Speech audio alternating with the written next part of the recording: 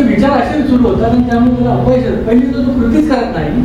कृती केली तर अपयश आल्याशिवाय राहत नाही, कारण त्याचा अँगलच निगेटिव्ह आहे.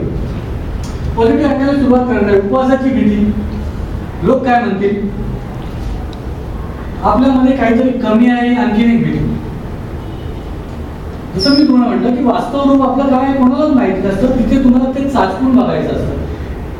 मुंगी असते ना, मुंगी फार छोटी असते.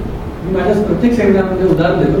मुंगी तुमच्या पायाखाली आली तर तुम्हाला कळणार नाही, पण ती मुंगी जी आहे ती आपल्या आकारमानाच्या आणि आपल्या वजनाच्या दुप्पट वस्तू किंवा काही पटीची वस्तू ह्या ठिकाणाहून त्या ठिकाणी नेण्याचा प्रयत्न करत असते.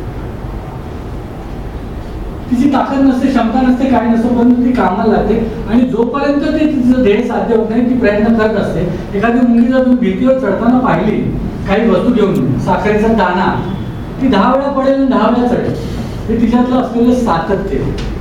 मुंगीकडनं बरंच काही शिकण्यासारखं आहे. आपल्याकडे काही गोष्ट नाही ही आपणच ठरवून टाकतो, राईट. आपण ती शक्यताही पाहत नाही की शक्य आहे की नाही, माझ्याकडे हे आहे की नाही चाचपून पाहणे आपण टाळतो, कारण लोकांच्या भीतीमुळे, उपवासाच्या भीतीमुळे. मी कसं बोलू, मला आयस व्हायचं, लोक असतील ना. जर ए आर रहमान त्यावेळी जर बोलला असता की मला ऑस्कर पर्यंत जायचंय, बोललाच नसतं, तो पण घाबरला असता, तो पण लाजला असता. मी कुठल्या तरी गावाचा एक मुलगा आहे, ऑर्केस्ट्रामध्ये काम करतो आणि मी नाही पटत नाही, परंतु त्याच्यामध्ये ते होतं टॅलेंट आणि म्हणून त्याला